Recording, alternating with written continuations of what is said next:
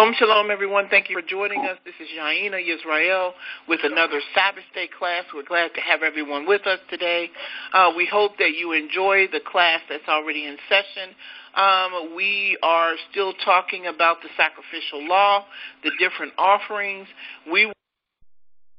We may be able to finish this next week. I'm going to try my best because there are so many other wonderful topics that we have that we want to start to research and get into. We don't claim to have all the answers. We're learning just like everyone else. We're just kind of putting together our group and experiencing our research so that we can come together as a group and reason collectively. It doesn't mean we're going to agree with each other. You just walk away with a little bit more information. So this is what we do on the Sabbath day. We're not a camp. We're not an organization. We are the nation of Yehudah. And what we try to do is share information to allow us to be able to live as Israelites without all of the isms and schisms that's attached to it. We encourage members and everyone to come and join us so we can do what we need to do until we're restored back to our natural order. And we say shalom, shalom to everyone on that note. All right, now before we get started, if you guys have any background noise at all, car driving, on tablets, anything, please put your phone on mute. We would love to be able to share the information with you. We want to make sure that everyone has an opportunity to see the screen. If you cannot see the screen, we encourage you to email us so that we can get that information to you. We don't do that during the class time because people will try to do it during class, and they'll be like, I can't figure it out, and then we have to stop, and we just don't do all that.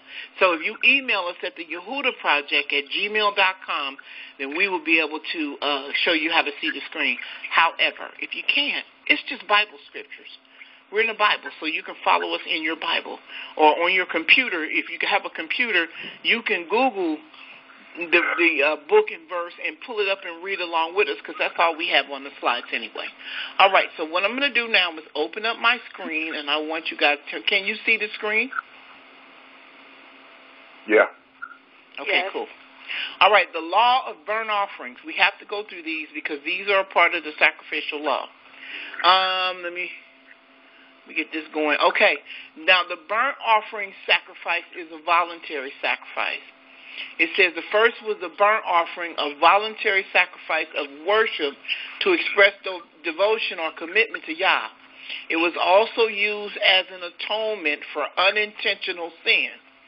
It says the animals, the elements of the burnt offering, you guys might want to write this down, was a bull, a bird, or a ram without blemish. The meat and bones and organs of the animals were to be totally burnt. This was Yah's portion. The animal's hide was given to the Levites, who could later sell it to earn money for themselves. This was the Levites' portion. Okay? Now we're going to start in Leviticus chapter 6. We're going from verses 8 to 23. Chapter 6, verses 8 to 23. I'm going to say it again. Leviticus chapter 6, verses 8 to 23. Verse 8. And the Most High spake unto Moshe, saying, Command Aaron and his brothers, saying, This is the law of the burnt offering. It is the burnt offering because of the burning upon the altar all night until the morning. And the fire of the altar shall be burning in it. And the priest shall put on his linen garment, and his linen breeches shall he put upon his flesh. And take up the ashes which the fire hath consumed with the burnt offering on the altar, and he shall put them beside the altar. He shall put off his garment and put on other garments, and carry forth the ashes without the camp unto a clean place. And the fire upon the altar shall be burning in it. It shall not be put out, and the priest shall burn wood on it every morning. And lay the burnt offering in order upon it, and he shall burn thereon the fat of the peace offering. The fire shall ever be burning upon the altar. It shall never go out. Okay, and this is the law of the meat offering. This is how when you burn meat, that's how he wanted it done. Okay, watch what he said. He said, the sons of Aaron shall offer it before the Most High, before the altar. And he shall take of it a handful. He shall take of it his handful of the flour of the meat offering and of the oil thereof and all the frankincense, which is upon the meat offering, and shall burn it upon the altar for a sweet savor, even the memorial of it unto the Most High. And the remainder thereof shall be Aaron and his sons, shall Aaron and his sons eat, which with unleavened bread shall it be. Eaten in the holy place, in the court of the tabernacle of the congregations, shall they eat it. It shall not be baken with leaven. I have given it unto them for their portions of my offering made by fire. It is most holy, as in the sin offering and as the trespass offering. Any questions? I got a question. Mm-hmm. They were eating the frankincense? That was the recipe. With the meat? Evidently. Oh. Let's go back and see. We don't know what to do. And he shall take of it, this is verse 15. We're in Leviticus chapter 6, verse 15. And he shall take of it his handful of the flour of the meat offering and of the oil thereof and all the frankincense, which is upon the meat offering, and shall burn it upon the altar for a sweet savor, even the memorial of it unto Yah. So yes, it was on the meat.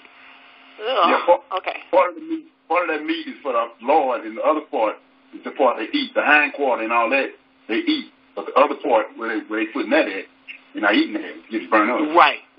Well, they burn it. They burn, making sure it's burnt, because he likes to smell it. So he wants flour on it. This is the recipe. He wants flour on it, oil on it, and frankincense on it. So when it burns, that smell of that flesh with that frankincense and that flour and that oil is going up to the heavens, and he's smelling it. Okay. Smell like chicken. Have you ever tried it, sis? Is she there? Oh, she said it smell like chicken. Anybody else have any questions? Can I come in on that? Yes. That's not whenever a lot of people don't understand that part of it, but the Most High is in the temple.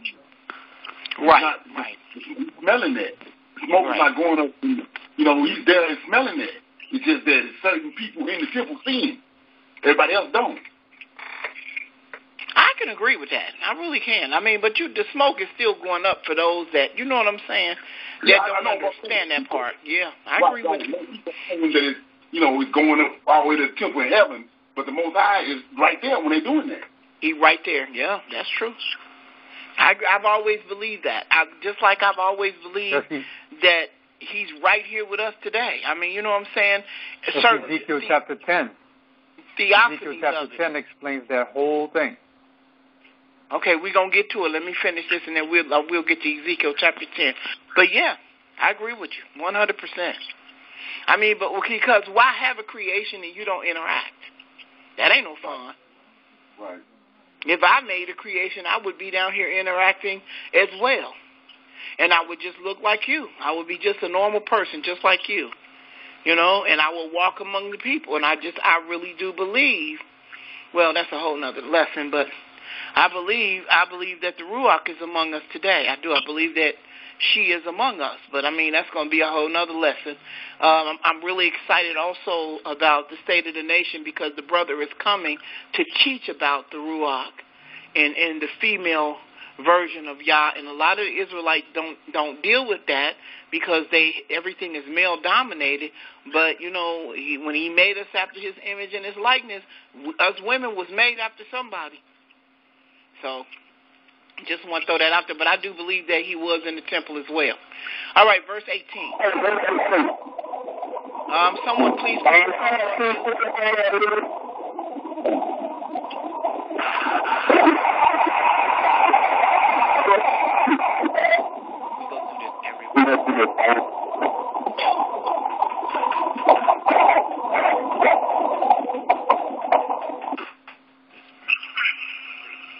All right, it's area code 504. I think it's 504.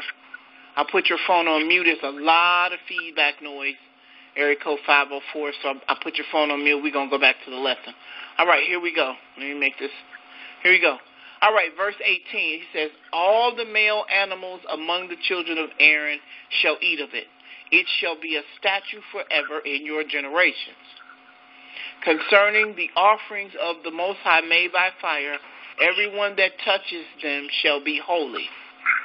So with no women there, with no women involved in this, this was all a part of the men of Israel, preferably the sons of Aaron from the Levi tribe that had access to all of this information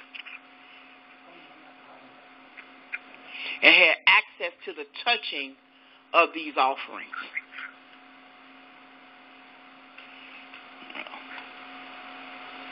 All right, verse 19. And the Most High spake unto Moshe, saying, this is the offering of Aaron and of his sons, which they shall offer unto the Most High in the day when he is anointed. The 10th part of an ephah of fine flour for a meat offering perpetual, half of it in the morning and half thereof at night. In a pan it shall be made with oil, and when it is baking thou shalt bring it in. Now, this is what floors me about the Most High. He is specific about telling you how he wants this to be prepared. Watch.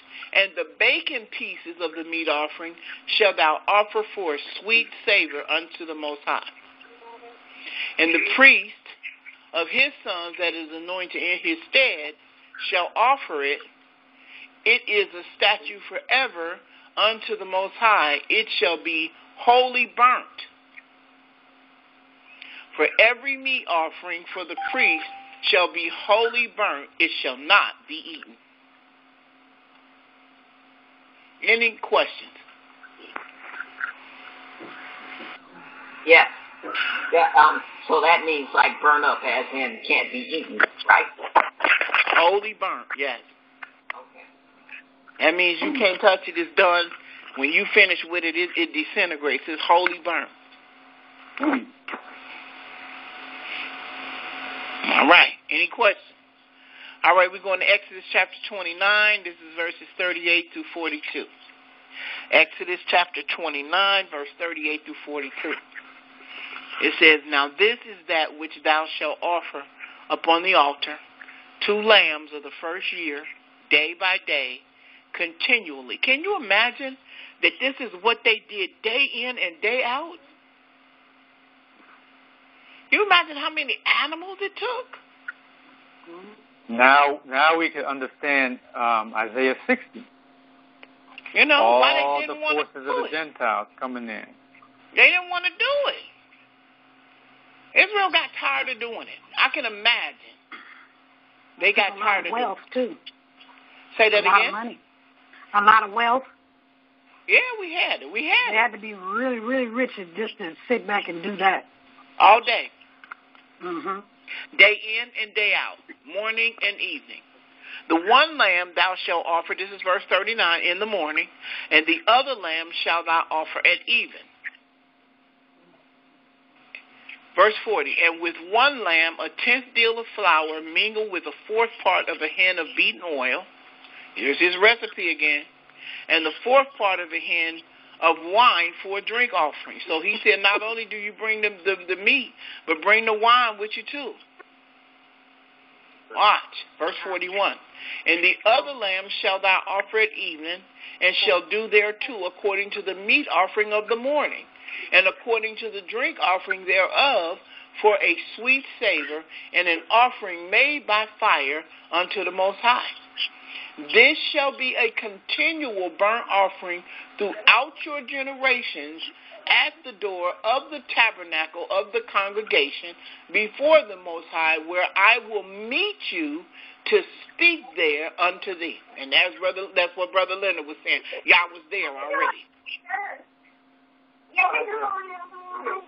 Can someone please put their phone on mute? I hear your children talking in the background. Please. Thank you. He said, and there will I meet with the children of Israel, and the tabernacle shall be sanctified by my glory. And I will sanctify the tabernacle of the congregation and the altar. I will sanctify also both Aaron and his sons to minister to me in the priest offering. And I will dwell among the children of Israel and will be their Elohim.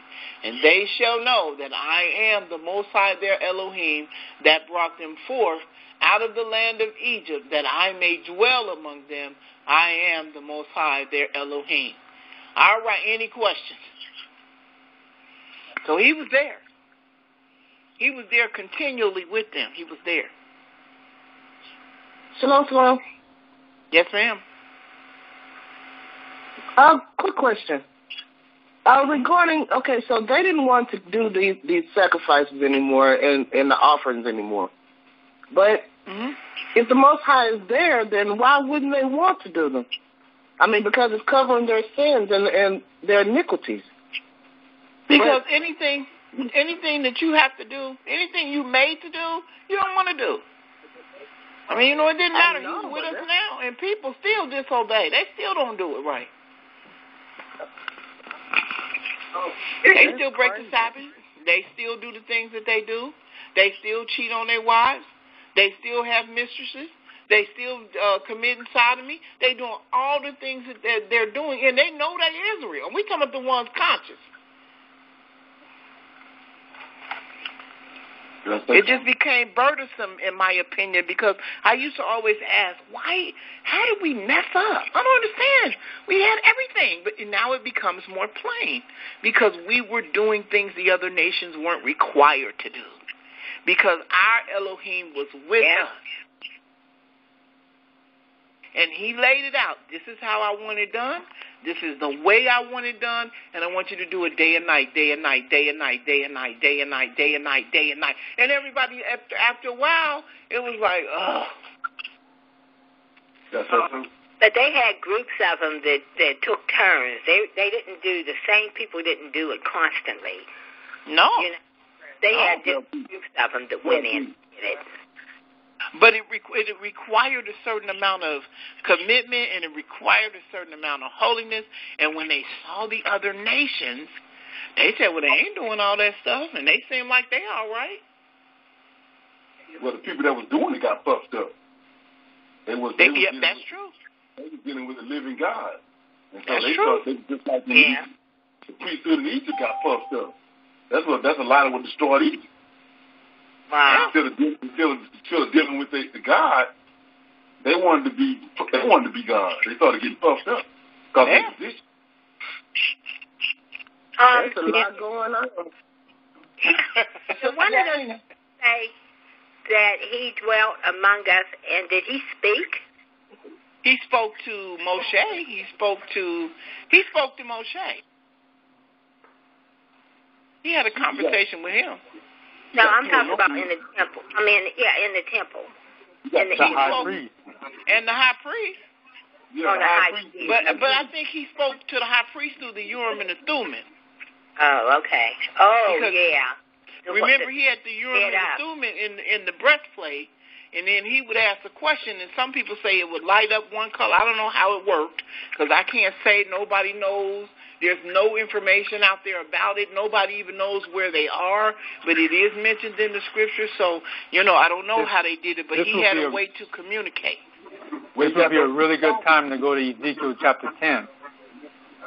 Oh, May I add something? Yes. Okay. My understanding or my view of this, what we're really dealing with is we're dealing with rebellion and we're dealing with witchcraft, because Jah gave us a specific way to live. And today in our age, what we have is practice of witchcraft, because the motto of witchcraft is do what you will and do harm to none. So when we as a people decided that we did not want to follow Yah, we said we're going to do what we want as long as it's not harming anyone. And that is what we're doing in this society today. Do what you want as long as it doesn't harm anyone. And that is the exact motto of witchcraft.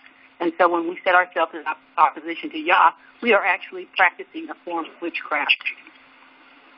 That's true. That is true. Yeah. Shalom, I have a quick question, Sister Yaina. Yes, ma'am. Yes, ma'am. Now, I may be hearing this wrong. Y'all say you take the fowl, you put flour on it, and then you put oil? Yeah. Ain't that fried chicken? That's something like that, yeah. Yeah. So y'all is black.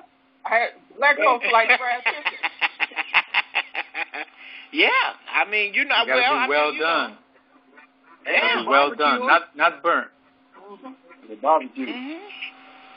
You know, yeah.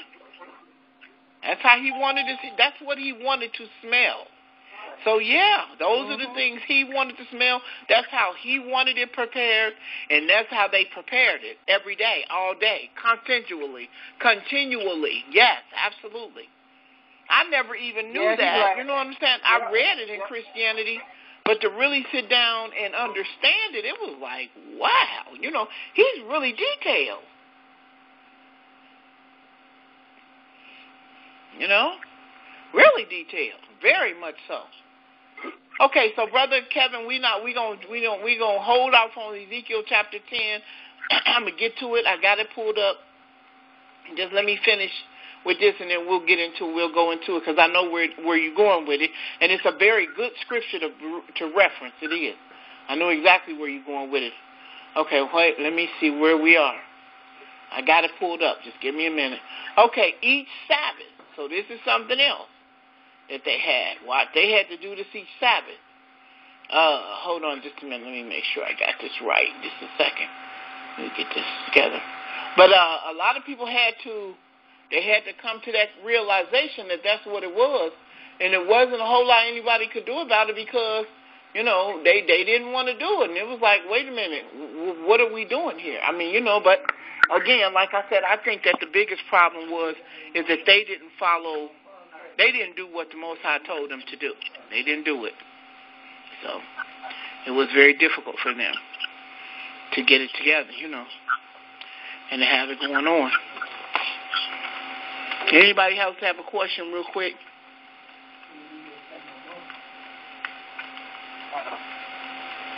Hello? No, I'm good. Yeah, I bet you'll follow these instructions now. You think we will, Brother Donia? I'm almost certain you got one chance. You know, one person got to mess up, and then the example got to be shown, and that's it. Everybody will do what they're supposed to do. I hope What's been ordained by the Almighty. And we should have a clear line of communication. Right. Well, hopefully. Because it's something, guess what, I have to beg to differ, because guess what, the wilderness is going to be the place where, you know, we are going to come to the conclusion that there's going to be a separation in the wilderness. So some people ain't going to make it. So some people are going to rebel even then. If 2/3 is going to be cut off, then some people are going to rebel even then.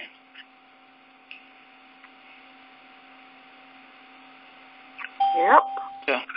You know what I'm saying? I mean, I hate to say that, but it's just the truth. Some people are definitely going to rebel, and it's going to be like, well, you know, this your last chance to get it right, and some people still ain't going to get it right. They still going to question, well, why we got to do it like this? I should have stayed in America. Yep. That's going to be the end of it. It's going to be the end of it. It's over after that. Ain't nothing else can be said. It's a done deal. It's a wrap. So, it would be nice that we all finally get it. It really would. I would love for us all to get it, but unfortunately for Israel, we are hard-headed people. Well, the Almighty said that we're not going to go into that land unless we're going to be right within our hearts and soul and mind. We're not. That's not going to happen. You understand? Now, because he said that righteousness will spring out from Jerusalem to the four corners of the earth. You understand? So we can't have, and he said that there will be no unrighteousness seen amongst us. You understand? So at some point, you understand, we're going to get it right. Yeah, at that point, he's going to make a change, too. At that point, it's not going to be so much us, but it's the change that he makes in us when he gives us a new heart and a new spirit. Hallelujah. So he's going to have a lot to play with that, a lot to do with the righteousness and everything flowing a certain way because he's going to change us. But I have the opinion that he is doing that right now. He's working on us right now. He's trying to get us ready right now. Because I am telling you, I'll be watching TV or I'll be on the internet looking at people, and someone who's an Israelite do something, and I just say, you're not going with us. I know good well that he's not going to accept stuff that I see people doing. They're robbing and stealing and doing all kinds of things. You're not coming. And I'm not coming. The Most High may let them come. They still may get a chance to come. They just may not make it. You know what I'm saying? I don't know. Who knows? I don't know. Well, Ezekiel 36. The reason why I made that statement, Ezekiel 36 says, I will yet bring you into the land, and there I'm going to change you, and I'm going to take away your stony heart and give you a heart of flesh. Mm-hmm. And that's where everything begins. That's when we're going to teach the Gentiles and where we're going to be able to live righteously and do the law according to, I think it's Ezekiel 43. Right, the one to make the cut. Right. So once we get into the land is where he's going to restore us. That's where he takes over, and he's going to change us. So we're going to be a different person than we are right now. All right, here we go. I'm sorry, I had to put the scripture back in there. I forgot to put that in there. Hold on, here we go. Each Sabbath. Can you guys see the screen? Yeah. Can you see it? Okay, it says, on the Sabbath day. And on the Sabbath day, 2 lambs of the first year without spot, and 2/10 deal of flour for a meat offering mingled with oil, and the drink offering thereof. This is the burnt offering of every Sabbath besides the continual burnt offering and its drink offering. So every Sabbath they had to do it. Yeah. This was their job. Animals, blood, sacrificing all day, every day, all the time for different reasons, and keep it organized to the point where they had to do it. Yep. Wow. Was that Numbers chapter, what chapter was 28. that? That's 28. Numbers chapter 28, 9 and 10. We're going to be in here for a minute because he has to specify for a certain reason. All right, here we go. Each month. He said, in the beginning of your month, ye shall offer a burnt offering unto the Most High. This is Numbers chapter 28, 11 through 14. Numbers chapter 28, 11 through 14. 2 young bullocks and 1 ram, 7 lambs of the first year without spot, and 3/10 deal of flour for a meat offering, mingled with oil for 1 bullock, and 2/10 deal of flour for a meat offering, mingled with oil for 1 ram. He says, and a several 10th deal of flour mingled with oil for a meat offering unto 1 lamb, for a burnt offering of a sweet savor, a sacrifice made by fire unto the Most High.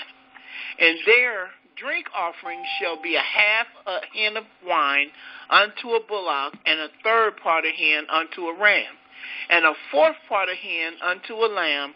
This is the burnt offering of every month throughout the months of the year. So they did it every year. Every month, every Passover, every day. Question. Yes, sir. What does it say? It says every month they're gonna do. They have. Is that the new moon month? Yeah, yep, every month. Every time there was a month where there was a new moon or however they calculated the month, they had to do this. Okay, let me ask a question. Is that if the new moon came on the Shabbat, or maybe it didn't come on the Shabbat? Let's say the new moon came in on a Wednesday. You understand?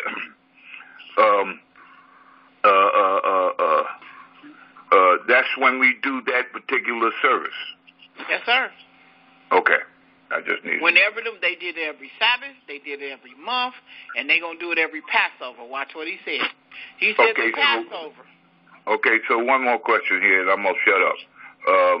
So we at that particular time, if the new moon came in on the Wednesday, we did that service. Then on the Shabbat, we still did that service. Yes, sir. The service on the Shabbat is continually, regardless. Yes, absolutely. Okay. So you can see how busy they were. It was never a moment where there was nothing happening at the tabernacle when they were there. Well, that was their job because they were not given any land. You understand? And so they had to maintain the tabernacle, and they was getting free food. You understand? And whatever other perks they had. You understand? And, they changed shifts, so it wasn't such a burden on everybody. Hallelujah. Right. It said, but ye shall offer a sacrifice made by fire for a burnt offering unto the Most High. 2 bullocks. This is Numbers 28, verses 19 through 20. He said, 2 bullocks and 1 ram and 7 lambs of the first year. They shall be unto you without blemish. And their meat offering shall be of flour mingled with oil. 3/10 deal shall ye offer for a bullock, and 2/10 deal for a ram. All right? Now, verse 26, also in the day of the first fruit, when ye bring a new meat offering unto the Most High. After your weeks be out, ye shall have a holy convocation. You shall do no servile work. But ye shall offer the burnt offering for a sweet savor unto the Most High. 2 young bullocks, 1 ram, 7 lambs of the first year. All right. Anything? And now we're going into Numbers 1 through 4, Numbers chapter 29, 1 through 4. All right, verse 1, Numbers 29, verse 1 through 4. It says, in the 7th month, on the first day of the month, ye shall have a holy convocation. Ye shall do no servile work. It is a day of blowing the trumpet unto you. Ye shall offer a burnt offering for a sweet savor unto the Most High, 1 young bullock, 1 ram, and 7 lambs of the first year without blemish. And their meat offering shall be of flour mingled with oil, 3/10 deal for a bullock, and 2/10 deal for a ram, and 1/10 deal for 1 lamb throughout the 7 lambs. And that's it. Now watch what he says in Numbers 29:6. He says, besides the burnt offering of the month, his meat offering and the daily burnt offering, and his meat offering and their drink offering according to the manner for a sweet savor, a sacrifice made unto the Most High. So they did this anyway, in the new moon. So this is all about what the new moon deals with the month anyway. So we know that the new moon is the month. Okay, now any questions about that? Well, did he change, the offering, at those particular times? Did he change the seasonings that went on them? Sometimes he would add salt. It just depends on which one it was. Okay. Because I've noticed him saying some of them put a little salt on it. Okay. And the fact that he's that specific about the meat being cooked so that it will smell the way he wanted it to smell. Right. But only the priest ate the meat, none of the people. No. Like Brother Donnie, I said, this was their portion. Yeah, it's 2 rams. For one of the rams is for him, and the other ram is for the person that's doing the sacrifice. They always got to do that because the person that's doing the sacrifice got to protect his house. because he can't stand before the Most High if he ain't right. So you got to be a ram for the person that's doing the sacrifices, and the other ram for the Most High. All right, you guys ready for the trespass offering? Here we go. The trespass offering, a mandatory sacrifice. He said the other mandatory sacrifice was a trespass offering, and this sacrifice was exclusively a ram. This is where Brother Leonard is talking about. The trespass offering was given as an atonement for unintentional sins that required reimbursement to an offended party, and also as a cleansing from defiling sins of physical maladies. Again, the fat portions, the kidney, the liver, were offered to Yah, and the remainder of the ram was to be eaten inside the court of the tabernacle. Leviticus chapter 5. Verses 14 through 19.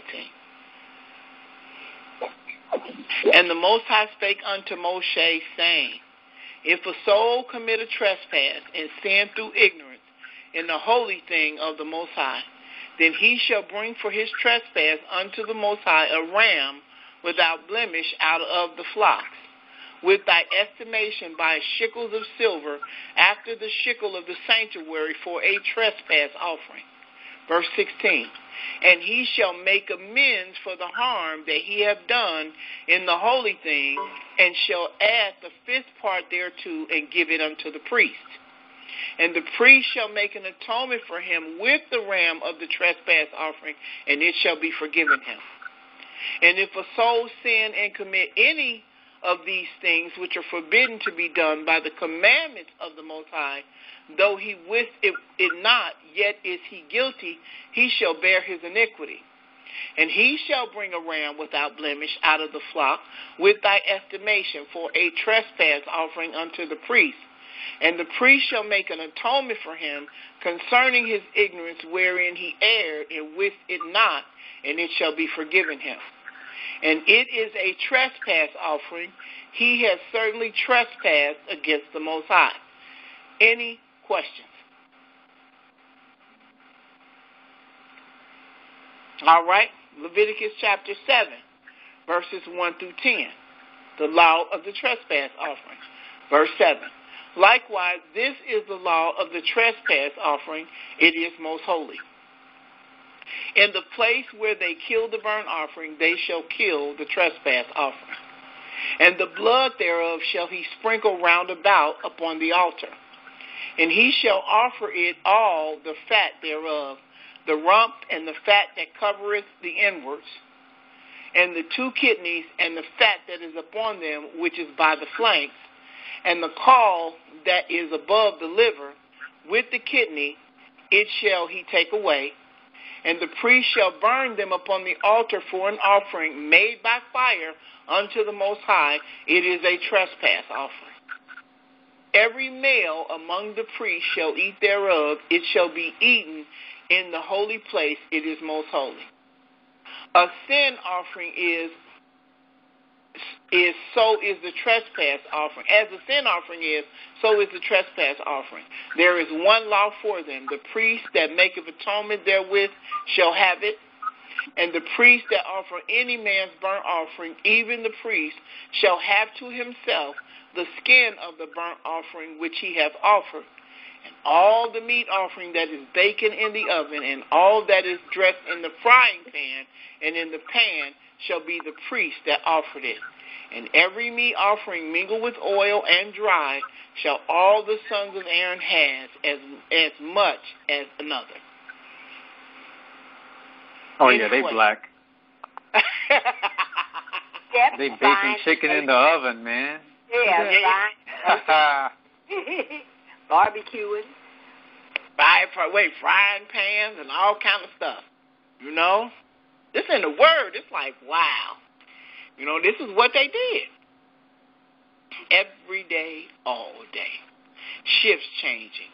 They had to have on linen clothes, and they had to do this, and they had to do it a certain way. And then they had to do certain parts of the meat, and then they ate every day, and he made sure they ate. I mean, it just is amazing how he set all this up. All right, Leviticus chapter 14, verses 12 through 17. It says, and the priest shall take one he-lamb and offer him for a trespass offering, and the log of oil, and wave them for a wave offering before the Most High. And he shall slay the lamb in the place where he shall kill the sin offering and the burnt offering in the holy place. For as the sin offering is the priest, so is the trespass offering, it is most holy. And the priest shall take some of the blood of the trespass offering, and the priest shall put it upon the tip of the right ear of him that is to be cleansed, and upon the thumb of his right hand, and upon the great toe of his right his right foot. So he's putting it on the ear, the thumb, and the toe. On the right side. Watch. And the priest shall take some of the log of oil and pour it into the palm of his own left hand. And the priest shall dip his right finger in the oil that is in his left hand, and shall sprinkle of the oil with his finger 7 times before the Most High. There go that 7 again. And the rest of the oil that is in his hand shall the priest put upon the tip of the right ear of him that is to be cleansed, and upon the thumb of his right hand, and upon the great toe of his right foot, upon the blood of the trespass offering. Any questions? I was wondering about the garments that they wore while they were doing this. Linen. We White? read that earlier. They had on linen garments. So I was thinking, was it white linen? That didn't say. It just said linen. I mean, I don't want to speculate because I don't know, but it just said linen. Let me I was just thinking how the chef, they wear white. Yeah, they do. Well, let me ask a question. Let me ask a question. Is linen any other color but white? And where do you get linen from? That's a good. Well, everything grew from the ground. So I mean, in terms of fabric, everything that we use on this planet comes from a plant. Yeah, well, I mean, I'd like to be more explicit. You understand? When they talk about linen, I know that we sheared lambs and all of that stuff, and they made clothes out of that. But where does the linen come from? That's a good question. We'll find that out, too, after we finish. But I know everything that we use either comes from a plant or an animal. I'm sure, you understand, but, I mean, But I will definitely find that's a good question. Yeah. That's a very good question. I mean, you never think about that. You just assume they already had this with them because these people are in the wilderness coming out of the captivity of Egypt, that they had this material with them. That's what you assume, but I don't know. I'm just curious as to what makes linen. What is linen? I just looked it up, and it says it comes from the fiber cellulose of a flaxseed plant. Isn't that something? Okay. All right, here we go. Leviticus chapter 19. We're almost done with this, and then we're going to go into the sin offering, and then we're going to open up the floor and go through the other things that you guys want to bring out. Okay, Leviticus chapter 19, verse 20 through 22. And whosoever lieth carnally with a woman that is a bondmaid, betrothed to a husband, and not at all redeemed, nor freedom given her, she shall be scourged. They shall not be put to death because she was not free. And he shall bring his trespass offering unto the Most High, unto the door of the tabernacle of the congregation, even a ram for the trespass offering. And the priest shall make an atonement for him with the ram of the trespass offering before the Most High for his sin which he hath done, and the sin which he hath done shall be forgiven him. It says, number 6, 9 through 12. If any man die very suddenly by him, and he has defiled the head of his consecration, then he shall shave his head in the day of his cleansing. On the 7th day shall he shave it. On the 8th day he shall bring 2 turtles and 2 young pigeons to the priest, to the door of the tabernacle of the congregation. And the priest shall burn the offering for a sin offering, and then the other for a burnt offering, and make an atonement for him, for that he sinned by the death, and shall hallow his head the same day. And he shall consecrate unto the Most High the days of his separation, and shall bring a lamb of the first year for a trespass offering, but the days that were before shall be lost, because his separation was defiled. Any questions? Earlier, so it seems you have mentioned was it a wave offering? That is during the feast tabernacle. That's during the tabernacle. That's during the feast days. These offerings are given with the sacrifice of animals. This is a part of the sacrificial offering, the sacrificial law. This is all a part of the sacrificial law. Which animals are sacrificed for what sin? Yeah, did we ever determine why those particular animals were chosen? No, he doesn't say. I mean, you can go on the internet and try to find it, and people speculate, but some things that are not mentioned, some things that are not said, I don't believe in adding, because I don't know. He just gives a specific type of animal that he wants used for a specific type of thing, and how he wants it prepared.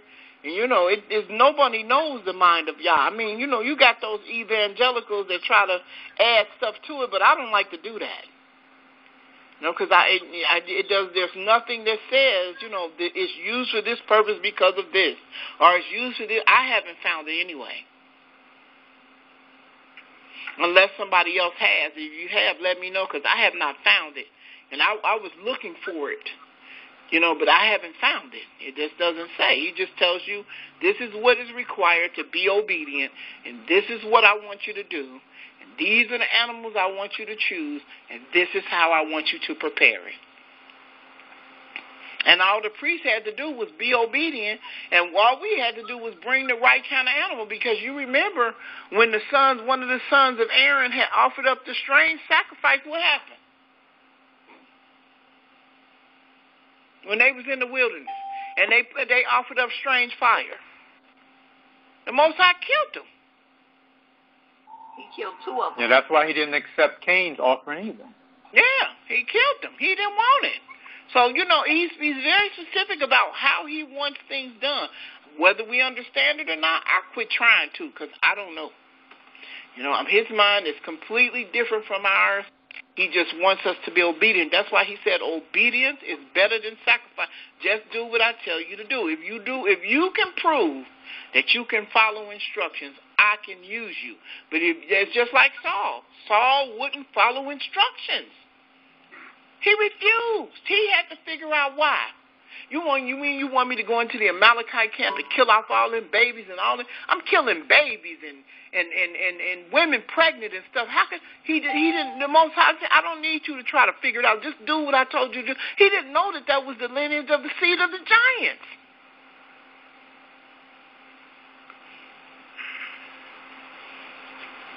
But because he had to know why, that's what got him. He got him stripped. He stripped him because he wouldn't be obedient. Saul did what he wanted to do, what made sense for him. I have 2 questions. Yes, ma'am. You just read the last passage, and in reading it, you said there was a sacrifice. There were 2 kinds of sacrifices: the sin sacrifice and the sacrificial sacrifice. Now, you said the sacrificial was voluntary and the sin is mandatory, and I'm wondering why were 2 given? It's more than one. It's more. Or did I hear it incorrectly? No, it's more to come. Okay. There's definitely more to come. Okay, so this goes back to some time back when we were talking about when you go in and you sleep with someone and it's rape, and if she doesn't cry out, then she dies and you die as well. But if she cries out, then it's only the man's death that's required.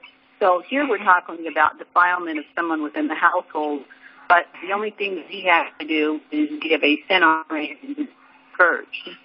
So I'm wondering what's the difference between the 2? Well, I think because she was a slave. You know what I'm saying? She didn't have the power on her own to resist. You know, and he did what he did to her. So, I mean, you know, and when it says he was forgiven, you know, for so much raping her, you know, she, of course, couldn't be married to the guy that she was betrothed to anymore either. Mm-hmm. I'm wondering why that wasn't required. I'm just kind of wondering, because I know that was the stipulation before. Because she was a slave. Because she was a handmaid and he owned her. He owned her. She was one of his slaves. And she was a virgin, betrothed to another man, and he took her. Which then meant that she belonged to him now. She couldn't be married to the other guy. You know, and because he was hers, that was his slave, the Most High forgave him for what he did by bringing the trespass offering. I hear you saying is now she is, in essence, his bride and she's a part of his household? Yeah. Evidently, I mean, if he takes it to that level, from my understanding, because my thing was, well, where is her forgiveness? But because she was a slave and she was his handmaid, it was a different situation. Let me find it real quick. Okay, let's see. Okay, here we go. Here in Leviticus chapter 19:20, it says, "And whosoever lieth carnally with a woman that is a bondmaid, betrothed to a husband, and not at all redeemed," so she was still in servitude, "nor freedom given her, she shall be scourged, and they shall not be put to death because she was not free." So from my understanding, he didn't even rape her. What is scourged? Now, here we go. I think it's kind of like whipping. Thank you. It's, you know, like, I think it's like she was punished. Yeah, so then she wasn't even raped. They did this willingly. So it's like they're both participants then, right? But I think she's beaten with like these strips of something, and I don't know what they are. But.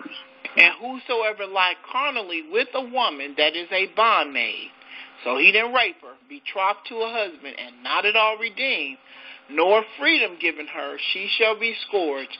They shall not be put to death, because she was not free. And he shall bring his trespass offering unto the Most High, unto the door of the tabernacle of the congregation, even a ram for a trespass offering. And the priest shall make an atonement for him with the ram of the trespass offering before the Most High for his sin which he hath done, and the sins which he hath done shall be forgiven him. So he lay with her. Yeah, but she's betrothed. She's not free. So to me, there's an element of coercion. I was just trying to get some clarification. Like, okay. Now, the other one, if he raped her and she don't cry out, then they both in trouble. But if she cries out, she has no fault. So basically, if he raped her and she enjoy it, and she, you know what I'm saying, and she know what he's doing is wrong, then both of them going to be put to death. Wow. But if he raped her and she holler, help, help, help, he raping me, then there's no sin involved with her. But this seems like this was willing, consensual sex where they did that. Punished too. Wow. Oh, well, okay. Critical.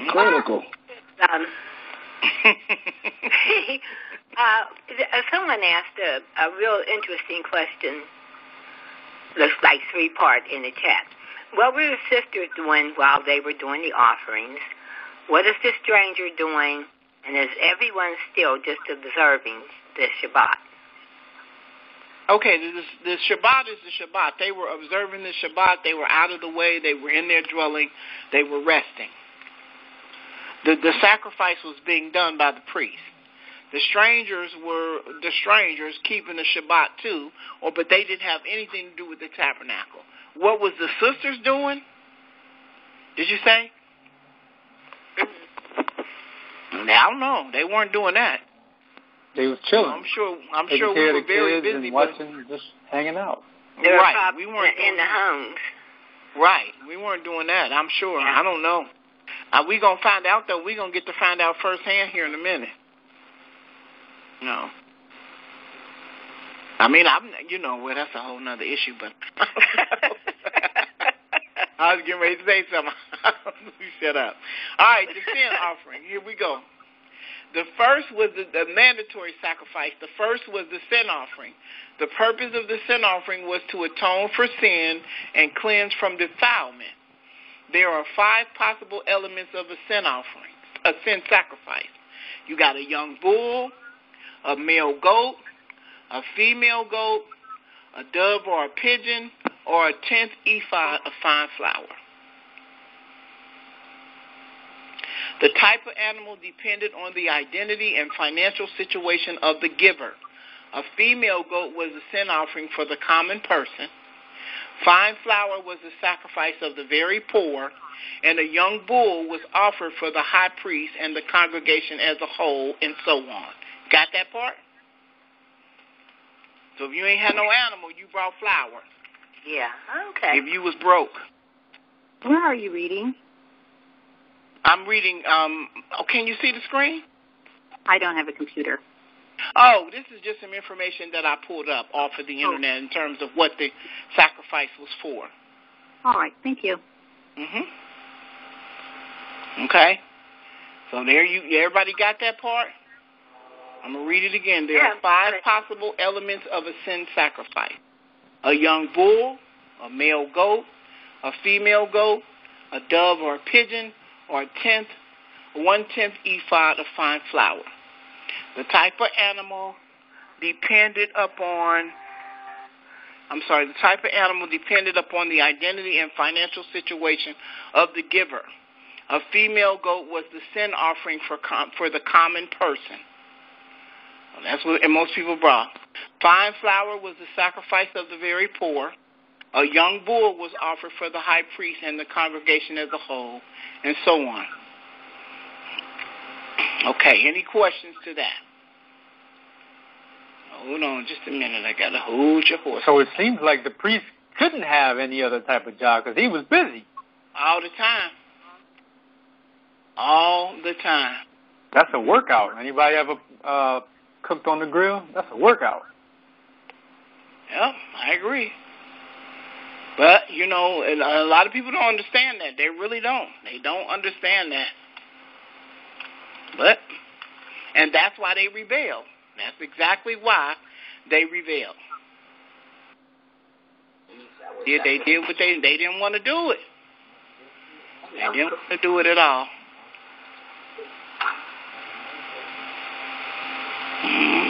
It's just a lot. But I need to hold on for a minute. I'm going to let you guys talk. I got to take a break for 1 second. I'll be right back. I like cooking out. Nobody else like cooking out? I do. This is Malcolm. I do all the barbecuing here. Yeah. You can put pots on there and warm up the sauce, everything. Yeah, but if it's, like I said, it's a workout, though, especially if you're using, like, charcoal. A gas grill is cool, but charcoal, man, you feel all that heat. Yeah, I like yeah, and it's hot outside. I was thinking about doing it tomorrow. Those wood chips are good. Well, I guess you don't live in Texas because nobody wants to be out there in that heat doing that. Oh, honey, I mean, no, that's right. I have to be in Texas. Oh, no, I ain't in Texas. It's amazing to me as throughout all these years how, we've been doing this for so long as far as barbecuing, but just to know how it all derived to where it is now. We've been connected to them and didn't even know we were connected to them. Okay. So true. Yeah. So that's just like when they said, like, black on black crime. Well, when we read the Bible, the Most High say, go wipe out this nation and do this, and these people over here. And that's the very reason. That's ingrained in our fiber now. Everybody ever thought about that? No, I think that was a black verse that we turned on like that. No answer. Yeah, well, when you talk about black and black crime, you see that, there's certain times in the Bible where the Most High would go in between people and make them fight amongst each other, right? Like certain armies.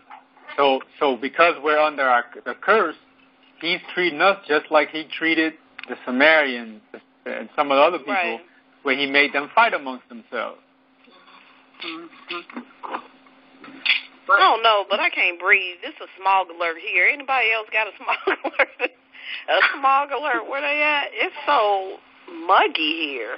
All right, let's stay on topic, please. Let's stay on topic.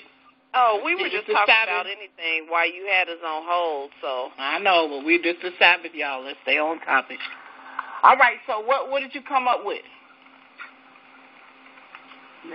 I got a question, Sister Yaina. Yes, ma'am. One of the things that hit me when you were mentioning why they didn't no longer want to do the sacrifices, didn't they also start taking these strange wives? They did. And I'm talking about the priests. So these strange wives are whispering in their ear, back where I come from, we don't do all that and we still prosper. Why are you doing it? So I imagine that had something to do with that also. That's true. And that's why the Most High told him not to take it. He said, do not deal with those strange women because what? They're going to turn you against me. Turn your head. That's right. That's what he told They had them making gods and idols and groves and stuff too. Right. They was worshiping different gods. They just was doing it from the perspective of the foreign wives. So they were doing it. They just was doing different things, and that's why the Most High got mad.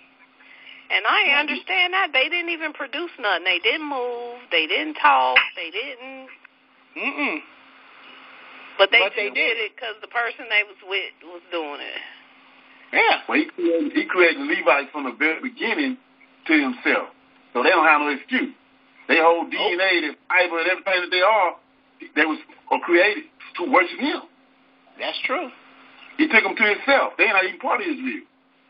They went out and worshiped somebody else, and you knew they was in trouble. They knew they was in trouble. Unfortunate. It really is.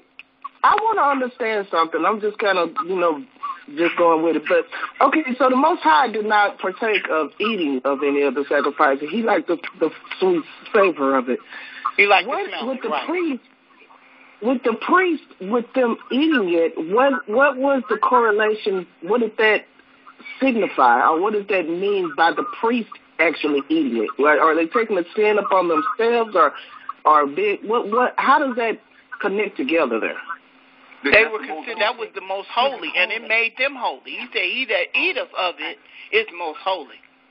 That's the Most High having to provide for them because he took them to himself. Can't nobody else feed them. He got to feed them. Okay. So at the same time, sacrificing to him, he provides for them. He provides provisions for them at the same time. Right. Yeah, I guess they do got to eat if they doing that the majority of the day, like a job.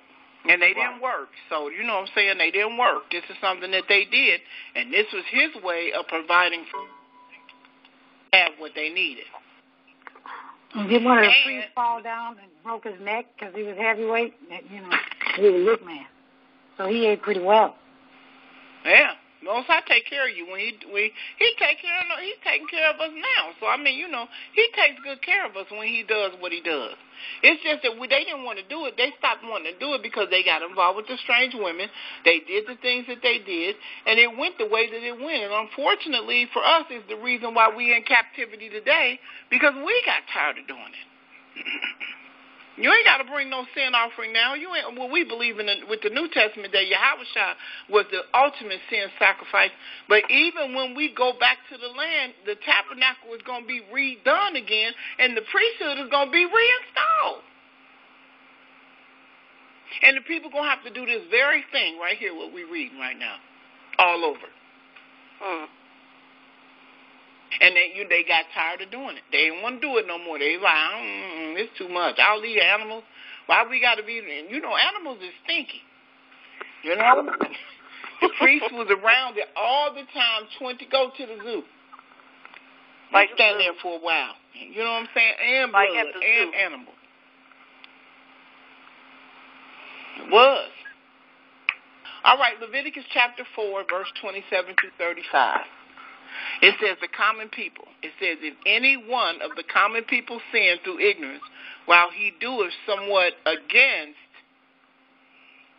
that's 27, any of the commandments of the Most High concerning things which ought not to be done, and be guilty, or if his sin which he hath sinned come to his knowledge, then he shall bring his offering. We are at Leviticus chapter 4, verse 28. A kid of goat, a female without blemish for his sin which he hath sinned.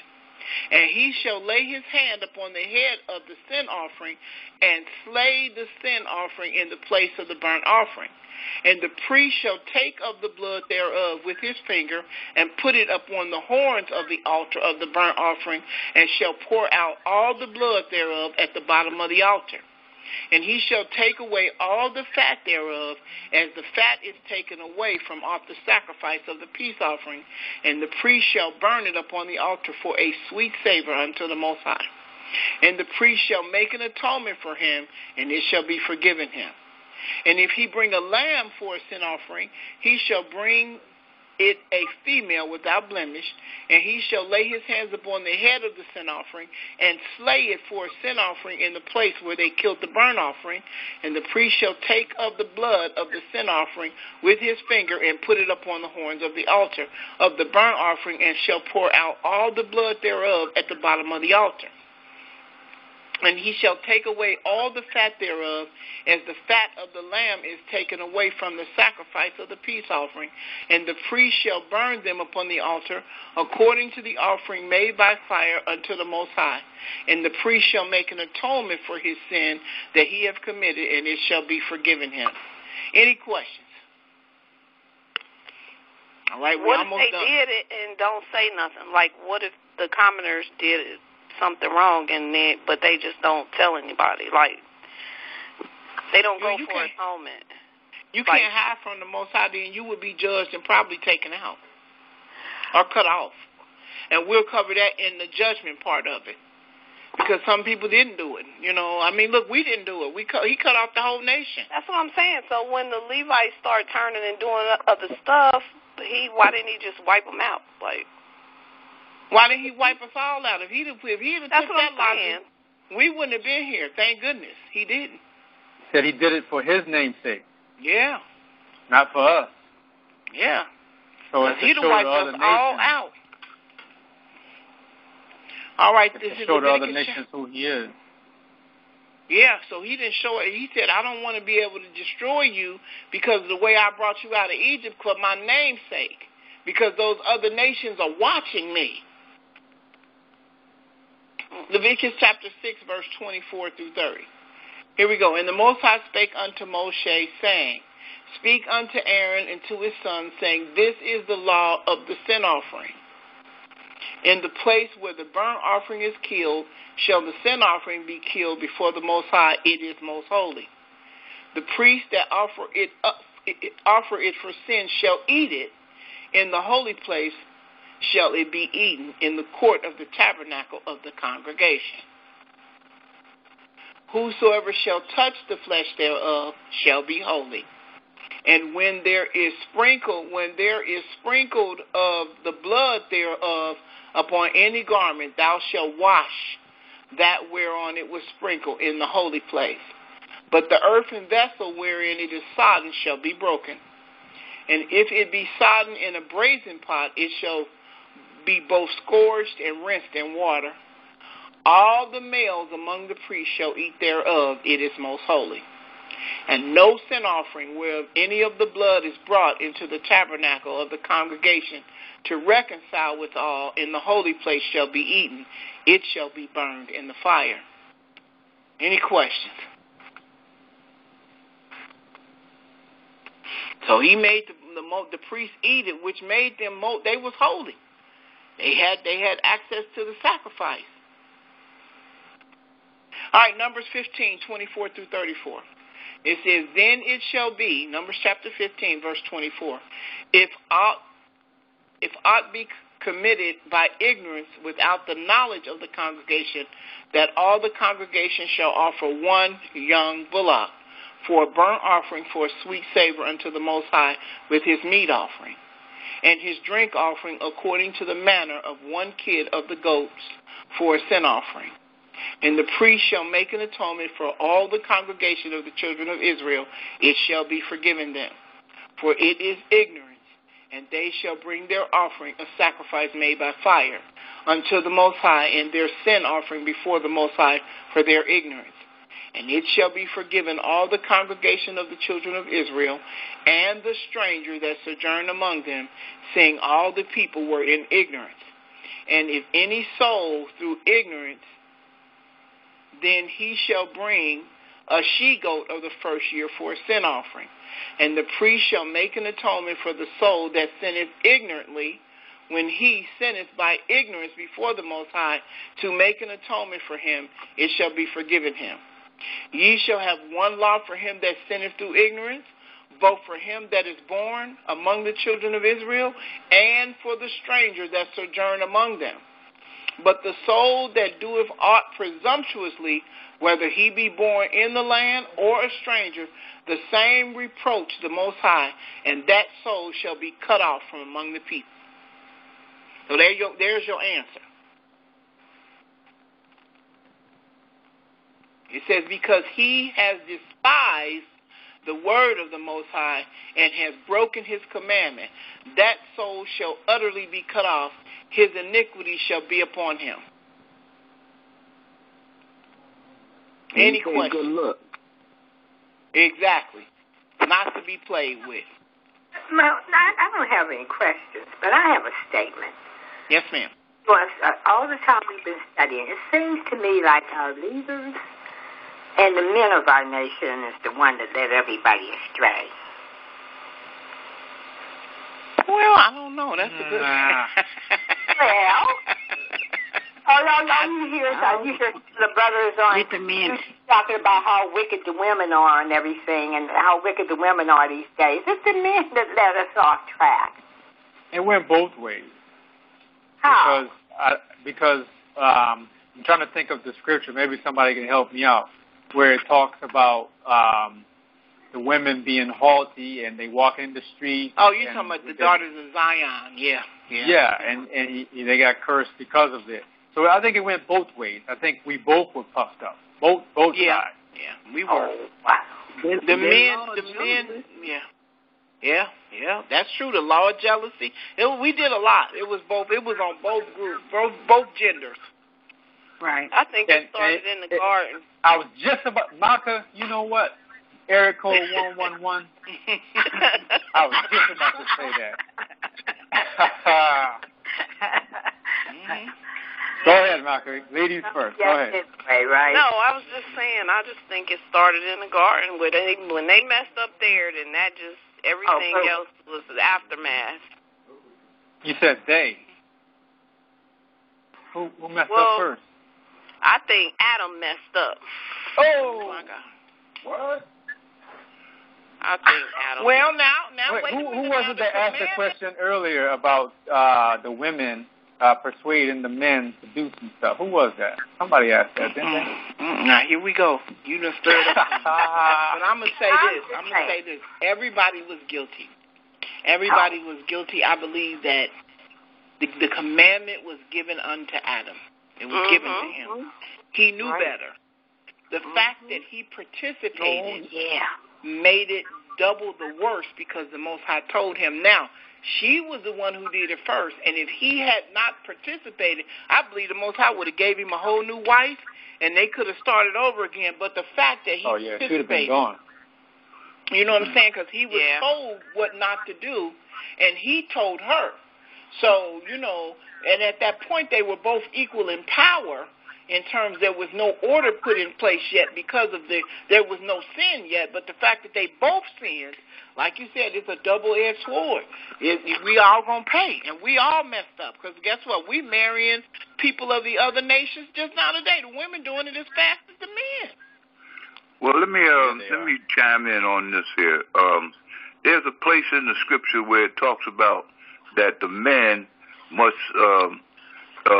when a woman does something in his household, he has to say so. You understand? And if he doesn't say so, then her vow or whatever it is, it stands.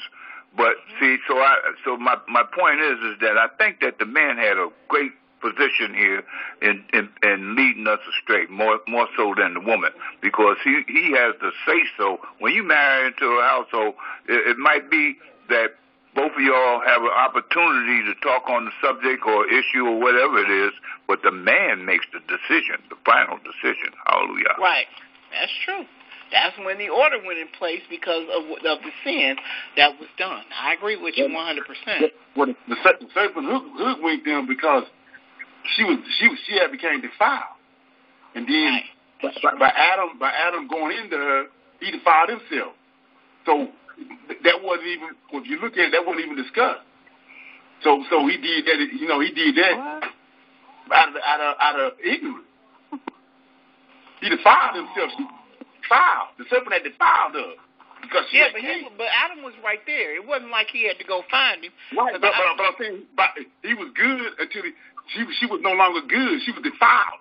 And then when he went into her again, he defiled himself. That's true. Well, see, one thing is that we know that the law was given to Adam, and he told Eve about it, you understand? But he went, if he knew the law and he decided to go with what she said, you understand, or her thing, he was dead wrong because the law was given to him.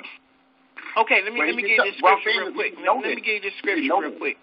Isaiah chapter 3, this is the daughters of Zion. It's Isaiah chapter 3, verse 16. Write this down, you guys, so you'll have it in your information. It says, moreover, the Most High saith, because of the daughters of Zion are haughty, and they walk with stretched forth necks and wanting eyes, walking and mincing as they go, and making tinkling with their feet. Therefore the Most High will smite with a scab the crown of the head of the daughters of Zion, and will discover their secret parts. And in that day the Most High will take away the bravery of their tinkling ornaments about their feet, and their crawl, and their round tires like the moon. The chains, these are the things that we had, the bracelets, the mufflers, the bonnets, the ornaments of the legs, the headbands, tablets, and the earrings, the rings, and the nose rings. Now, that's why I get so mad at Israel, because they want us to look like little lowland nobodies with nothing. We had all this stuff. Mm-hmm. We just had wrong attitude with it. And then look what he said, the changeable suits of apparel. That's why black women love clothes, the mantles and the wimples and the crisping pins, the glasses, the fine linen, the hoods, and the veils. Watch what he said. And it shall come to pass that instead of a sweet smell, there shall be stink. And instead of a girdle of rent, and instead of well-set hair, baldness, and instead of a stomacher, a girdling of sackcloth and burning instead of beauty. So this was our punishment because we was arrogant, because we knew we was fine, and we was because we was arrogant. Took it too far. Did you mean to have the scripture up? Because I didn't see it. You didn't see the scripture? No, you got your window screen up. The opposite of that is Judah. That was Isaiah. What chapter was that? Hold on. Let me put it on here because I want you to see this. Hold on. Okay, here we go. Chapter 3. We're going to make it again. Isaiah. Can you see it now? No. I don't know why you can't. Let me see. Mm-hmm. Y'all making this real difficult. Let me see what's going on. I don't know. Okay, here we go. Apply changes. Can you see it now? Yeah. Okay. All right, here we go. That's what I read right there. Moreover, the Lord saith, because of the daughters of Zion are haughty, and walk with stretched forth necks, and wanting eyes, walking and mincing as they go, and making tinkling with their feet. Therefore the Lord will smite with a scab the crown of the head of the daughters of Zion, and the Most High will discover their secret parts. In the day that the Most High will take away the bravery of their tinkling ornaments about their feet, and their crawl, and their round tires like the moon. And the chains, we had chains, everybody. We didn't walk around looking like Little House on the Prairie. The bracelets, and the mufflers, the bonnets, and the ornaments, and the ornaments of the legs, and the headbands, and the tablets, and the earrings, and the rings, and the nose jewelry, the changeable suits of apparel, the mantle and the whipples and the crisping pins, the glasses and the fine linen and the hoods and the veils. It shall come to pass that instead of the sweet smell, there shall be stink, and instead of a girdle, a rent, and instead of well-set hair, baldness, and instead of a stomacher, a girdle of sackcloth, and a burning instead of beauty. Thy men shall fall by the sword, and thy mighty in the war. And her gates shall lament and mourn, and she being desolate shall sit upon the ground. So the sister asked the question, I think it was Thursday, about how we're going to be when we get back in the land. So that's what we're going to be looking forward to when we get back in the land. We're going to be changed. Right, it's going back to the way it was. We're going to have all the stuff we had before. Oh, okay. I thought he said we was going to be like this. I think it's going to happen once the curse is over. I really do. I think that once the curse is over, I think that the things will start back to replace itself. I don't think it is going to wait until we get into the land, because he said, I'm going to change your situation right before the eyes of the Gentile. So I think that this kind of stuff will change once the curse is over with. So it's Isaiah what now? Isaiah chapter 3. The very opposite of that is Judah. Judah in the book of the Apocrypha. And yeah, that's true. Abigail. And she was beautiful. They were beautiful women. But she wasn't fucked up. Yep. They were beautiful women. And they took it to the nth degree, but you better believe it. Now, here's Ezekiel chapter 10 that Brother Kevin was talking about when we were talking about the tabernacle and all the things that were going on in terms of the Most High being at the tabernacle. He said, then I looked and behold in the front. Brother Kevin, you want to read this? You were doing good. Oh, my gosh. I'll read it if you would. I'll read it. Okay. I'll read it for you. I'm glad you waited, though, because I didn't want to seem like I was trying to take over your lesson. No, you're fine. Okay. It says, then I looked, and behold, in the firmament that was above the head of the cherubims that appeared over them as it were a sapphire stone, as the appearance of the likeness of a throne. Mm-hmm. And he spake unto the man clothed with linen, and said, go in between the wheels, even under the cherub, and fill thy hand with coals of fire from between the cherubim, and scatter them over the city. And he went in my sight. And the cherubim stood on the right side of the house when the man went in, and the cloud filled the inner court. Then the glory of the Lord went up from the cherub and stood over the threshold of the house, and the house was filled with the cloud, and the court was full of the brightness of the Lord's glory. So far we see that he's by the temple. Mm-hmm. And the sound of the cherubim's wings was heard even to the outer court, as the voice of the Almighty God when he speaketh. And it came to pass, and when he had commanded the man clothed with linen, saying, take fire from between the wheels, from between the cherubims, then he went in and stood beside the wheels. And one cherub stretched forth his hand from between the cherubims unto the fire that was between the cherubims, and took thereof, and put it into the hand of him that was clothed with linen, who took it and went out. Mm-hmm. And there appeared in the cherubims the form of a man's hand under their wings. Mm-hmm. And when I looked, behold, the four wheels by the cherubims, one wheel by one cherub, and another wheel by another cherub. And the appearance of the wheels was as the color of a beryl stone.